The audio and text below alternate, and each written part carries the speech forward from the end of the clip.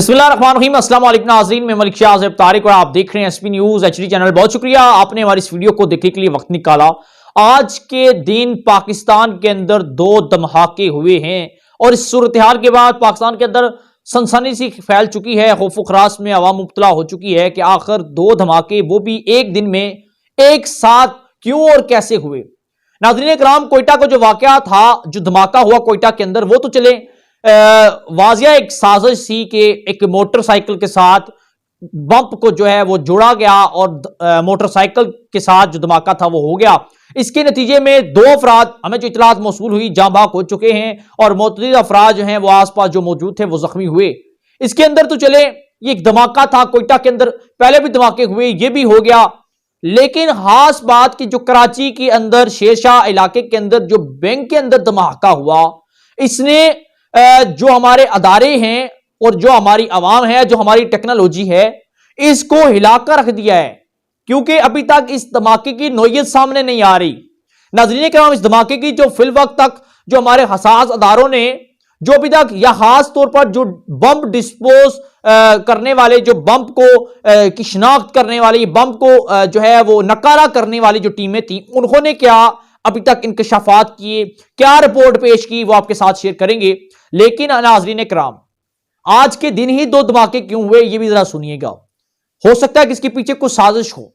नाज़रीन कराम, आज इस्लामाबाद के अंदर 57 ममालिक के जो वुज़राए खारजा हैं वो पाकिस्तान आ चुके हैं और ये इस्लामी ममालिक के वुज़राए खारजा हैं और एक बहुत बड़ी जो कॉन्फ्रेंस है वो इस्लामाबाद के अंदर हो रही है वुज़रा खारजा की।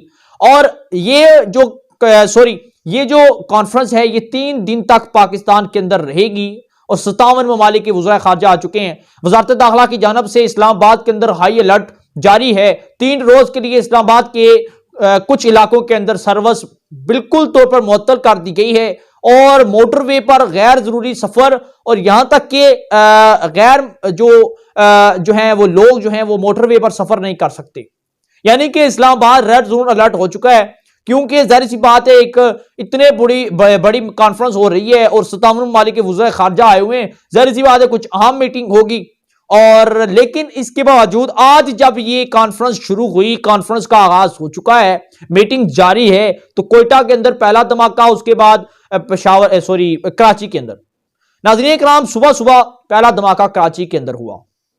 कराची के अंदर एक निजी बैंक है, वहां पर यह धमाका हुआ शेरशाह के एरिये में।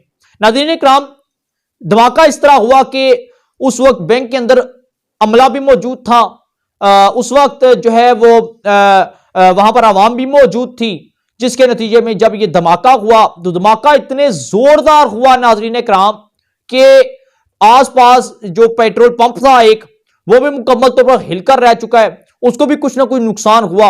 अब शुक्र ये करें कि कम से कम वो पेट्रोल पंप जो था उसको भी आग नहीं लग गई।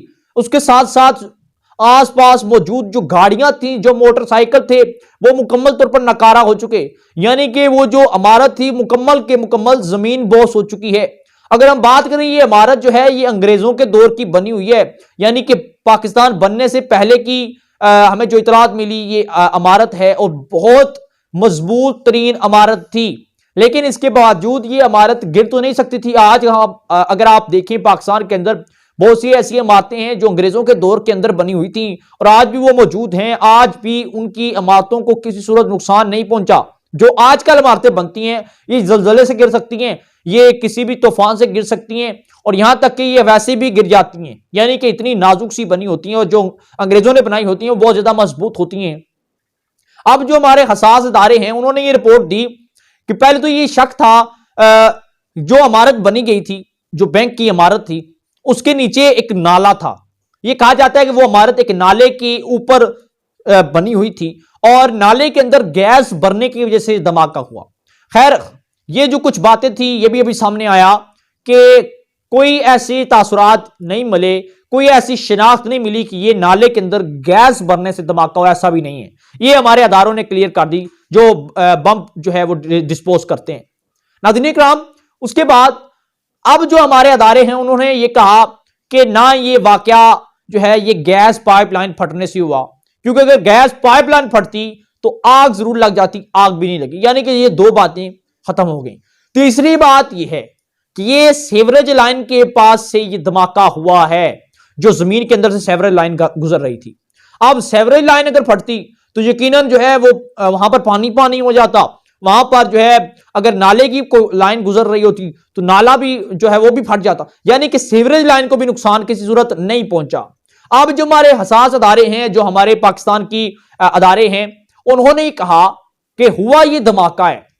अब एक चीज तो इंसान को हिलाकर रख देती है कि आखिर कौन सी ऐसी टेक्नोलॉजी है, कौन सा ऐसा इंसान है, कौन सी ऐसी चीज है जो वो उस सीवरेज लाइन के अंदर जाकर उसने वो बम फिट किया उसके आसपास, और एंड टाइम पर वो बम फट गया, आग भी नहीं लगी, इमारत भी जो है वो जमीन बोस हो गई, और इसके नतीजे में 12 लोग जो हैं वो जान की बाजी हार चुके हैं, 12 लोग जाँ बहक हो चुके हैं और मुतअद्दिद जो हैं वो लोग जख्मी हो चुके हैं।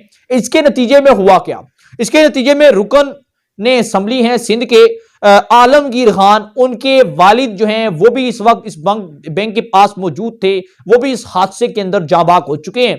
और इसके ऊपर वजारत हमारी जो वज़ीर आला सिंध है वो भी नोटिस ले चुके हैं। अब ये देखा जा रहा है कि आखिर ये धमाका हुआ तो हुआ क्यों? क्या इसके पीछे कोई साजिश थी? क्या इसके पीछे वजह क्या थी? नाज़रीन इकराम, अगर ये बम जो है, अगर ये धमाका हुआ, ये कोई हादसा नहीं बल्कि वाकई प्री प्लानिंग थी, एक साजिश थी, जानी नुकसान पहुंचाने की कोशिश की गई थी, तो ये जो इतना एक बारीक बीनी के साथ, इतनी एक प्लानिंग के साथ ये धमाका वहां पर पहुंचाया कैसे गया, ये हमारे अदारे अभी तक इसकी जो है मालूमात इकट्ठी कर रहे हैं, क्योंकि बाकी तो किसी तरीके के साथ कोई हादसा पेश नहीं आया। हमारे अदारों ने ये कह दिया कि ये हुआ धमाका है। कोयटा के अंदर जो धमाका हुआ है आज दिन को, वो भी इसी तरह हुआ कि मोटरसाइकिल के साथ एक बम था, फिट हुआ था, मोटरसाइकिल जब जगह पर खड़ा हुआ तो ये बम फट गया। इसके नतीजे में 1 का 2 लोग जो हैं वो जाँ बहक हो चुके हैं और मुतअद्दिद लोग जख्मी हैं। अब एक तरफ ये बात सामने आती है, इतने दिनों के होने के बावजूद पाकिस्तान के अंदर अमन सुकून था, कोई हादसा सानहा तो चले नहीं हुआ, लेकिन जब वज़ीर ख़ारजा इस्लामाबाद में बैठे, हर तरफ high alert, security alert, service बंद, जो है वो मोटरवेज इस्लामाबाद के अंदर जो है रोडें हैं वो बंद, गैर जरूरी लोगों का इस्लामाबाद के अंदर दाखिला बंद कर दिया गया है उस खास एरिए के अंदर। तो एक तरफ कराची और दूसरी तरफ कोयटा के अंदर ये धमाका, ये क्या वजह, क्या तासुरात क्या देने की कोशिश की जा रही थी? खुदा न खास्ता इसके पीछे वज़ीर ख़ारजा की कॉन्फ्रेंस तो नहीं थी, खुदा न खास्ता इसके पीछे कोई जो है पाकिस्तान के जो दुश्मन हैं उनका ये कोई प्लानिंग तो नहीं थी, पाकिस्तान दुश्मन नासर का ये कोई घटिया और गंदा खेल तो नहीं था। खैर अल्हम्दुलिल्लाह कोई बड़ा जानी नुकसान नहीं हुआ जिसको हम कहें कि जिस तरह कोई धमाका हो और बहुत बड़ा जानी नुकसान हुआ हो, इतना तो नहीं हुआ, लेकिन यह है कि जो जानी नुकसान हुआ उसकी हम भरपूर तरीके से दिली दुख और अफसोस का इजहार करते हैं, और हमारे अदारों को चाहिए कि फौरी तौर पर इसकी तहकीकात की जाए, फौरी तौर पर इन तमाम तर जो इस धमाका हुआ क्यों, इसकी वजूहात सामने लाकर इनके कैफरे किरदारों तक, इन लोगों को कैफरे किरदार तक पहुंचाया जाए।